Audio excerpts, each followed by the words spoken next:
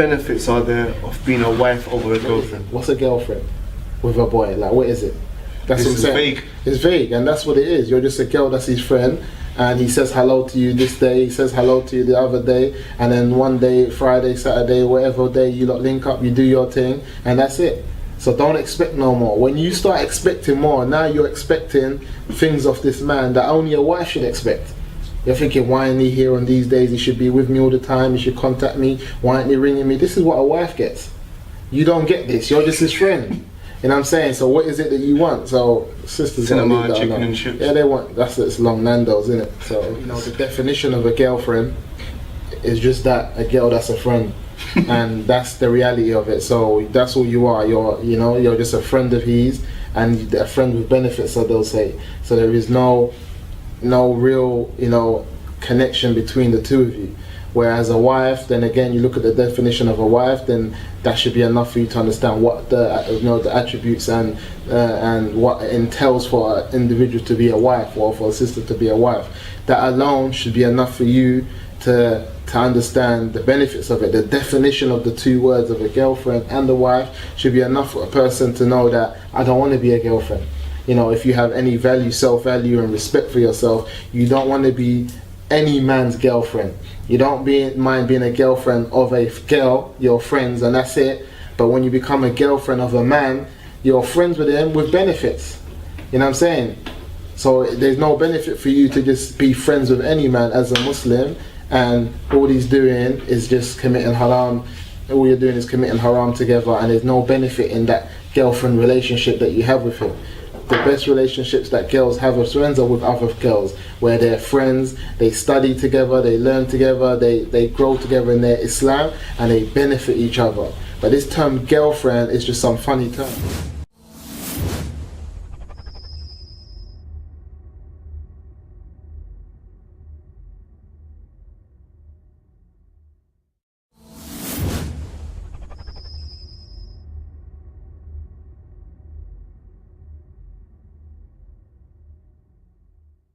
Sister who's going like non-Muslim school or college and so forth, and she's already started to take off hijab, and she's obviously mixing with these other girls and hearing them talk about they went to cinema with this boy or that. As for our young sisters, there's no shadow of a doubt, and for our women, including our wives and that, is that the media attacks them on every level, in terms of film, in terms of adverts, in terms of productivity in the products that they sell, in terms of merchandising, everything. A lot of these things today are sold by women, are advertised by women, are aimed at women, and there's a lot of pressure on to be like something that is not really real. It's not a reality. We see it all the time on the news. They're talking about these size zeros and things like that that don't really exist. But we keep on seeing them in our newspapers, in our magazines, on TV. So they're getting fed an image which they're trying to now live up to.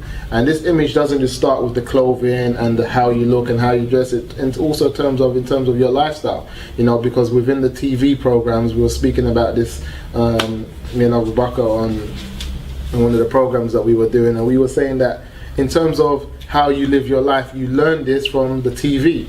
So the sisters are watching TV programs, whether it be EastEnders and Coronation Street, they're likes of these soaps, and they're seeing how young girls interact and how young girls live their life. So they're thinking like, this is how I should be, this is fun, this is how you have fun, by going out with your friends, by going clubbing, by going cinema, by having boyfriends and girlfriends. They're seeing the world around them, like continue to live while they feel they're not living. They turn on the TV, the girls are living. And what do they call by living? They're going out, they got boyfriend, they got girlfriend, and they're just in the house. Kind of tweak it with that which is permissible from the Quran and Sunnah, and allow sisters to have a more of a position within the house, and an importance, and a level of freedom which is accepted within Islam, you know what I mean, so that they feel like they're doing stuff. Because if they feel like they're properly locked off away from society and they can't live as they see what they call is living, then they're going to go to that extreme of to live what they see what TV is. Would things like a lot of study circles and making a big library in the home and lectures, things like that. Sisters get together, they go to study circles, like you said, they have coffee mornings, they have tea, you know, they sit down, they go through things, they have a social life within there with the sisterhood, so they can talk about, you know, issues that will concern them as women, and their upbringing in terms of studying, what they're going to study, what career they would like to take, you know, in terms of what they would like to see for themselves in the future, because we know that we have many, you know, women scholars within our religion that were educated, and they used to teach the men, and you know, so we know that the reality of a woman being educated is massive. So within which is permissible from Islam, there's a lot of things for them to do and for them to kind of socialize, so they don't feel like they're missing out, because you can't tell them to leave something off if you don't provide them with another act.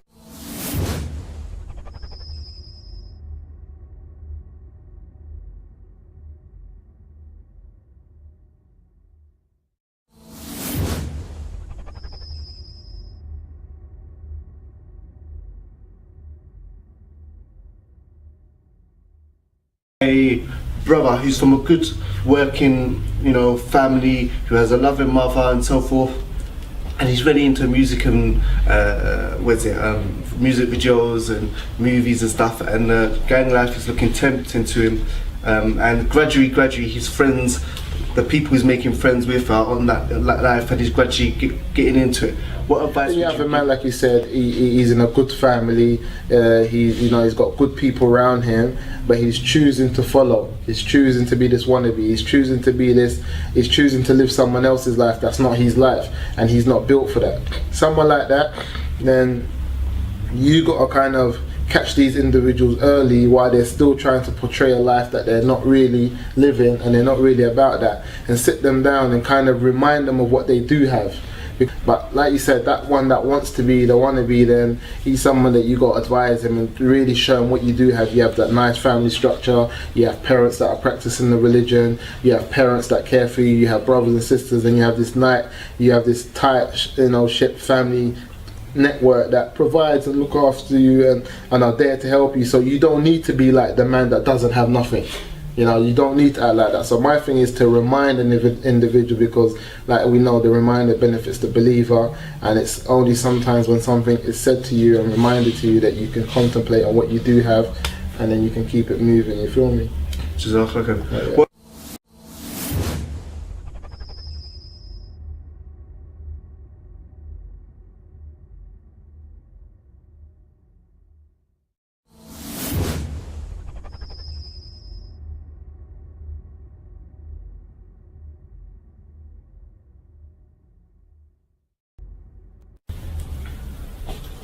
What benefits are there for working over doing crime? Yeah, there's no shadow of a doubt. The biggest benefit would say to this is that your money is halal, it's permissible, and it's blessing. One thing that a lot of the people underestimate is the blessing of Allah subhanahu wa ta'ala, in terms of that when Allah subhanahu wa ta'ala's blessings is on something, then you can't comprehend the reality of the blessings that you have, you know. So in terms of meeting your Lord in Yawmul Qiyamah and Him accepting, you know, the good deeds that you have done, which were halal, and the reward of it, we can't comprehend the reward, because the reward is something that no eyes have seen, no ears have heard. It's something that we can't fathom. So sometimes we underestimate it, because we're in a society where it's here and now. You know what I'm saying? People don't believe in what they can't see. So in terms of, it's the same as achieving money. If man does something, man wants to see the money here and now. Nobody wants to hear that, okay, you're saying that, you know, the people, they see their reality in terms of what they gain, so they'll go down the haram route just to attain what they want to attain, because they need it now. And also there's a lot of society pressures around them why some Muslims choose to do that, because not everybody that is seeking that haram money has the same circumstance. You know, everyone's circumstances are different. We're not here to throw a blanket over everyone and say, look, you're all in the same circumstance, but the end goal is the same, it's haram. You know, one man might be doing it because he don't give a damn. Next man, he's down on his face. He feels like if he doesn't do it, then it's going to be something even worse. So there's different circumstances, but the end goal is the money's haram, and there's no barakah, there's no benefit in it. So there's no shadow of a doubt. Just the most important thing is a halal living has blessings that we cannot comprehend.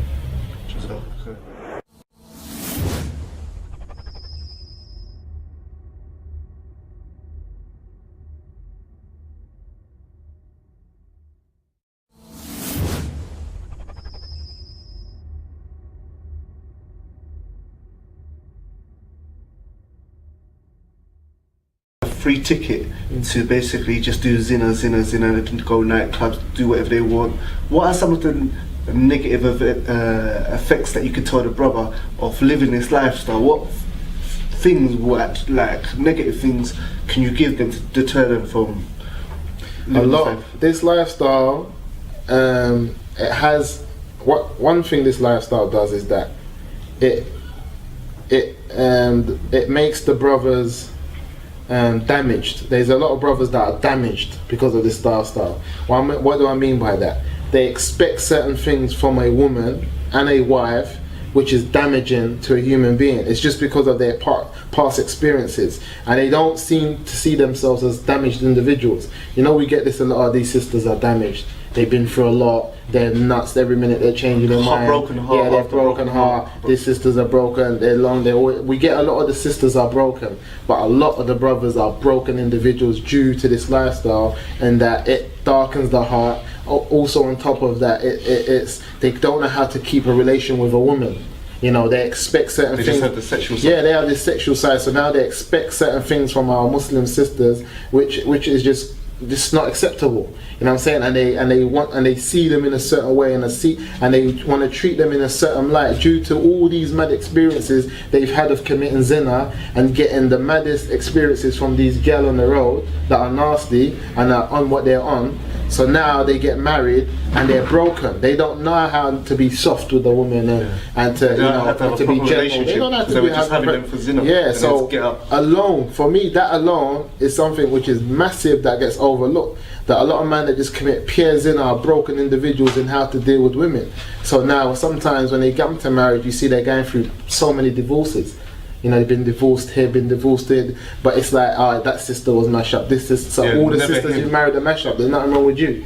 You're alright. No one seems to see you as a broken. You're just a bad man.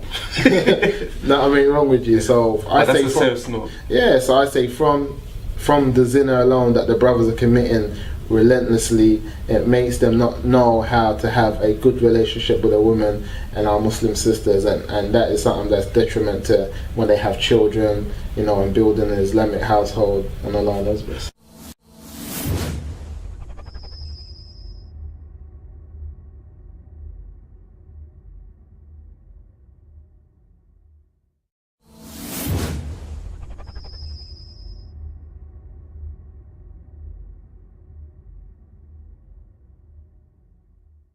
For a brother to be a rapper and have albums everywhere, tunes everywhere, to be big and famous?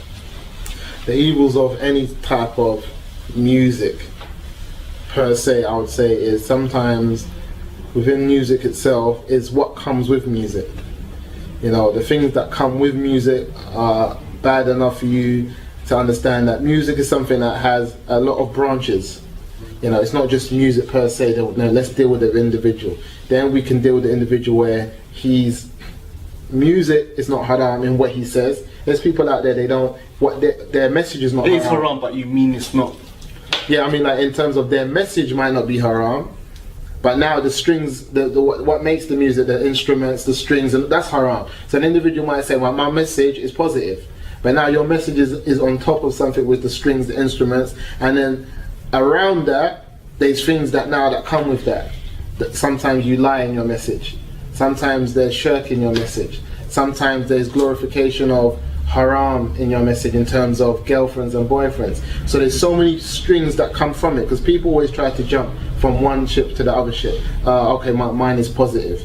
But okay, let's forget that. What is involved in the whole structure of of being a musician and being someone that does music. There's so many things. The environments you perform this music is haram. Now, so there's so many things that make music as a profession haram.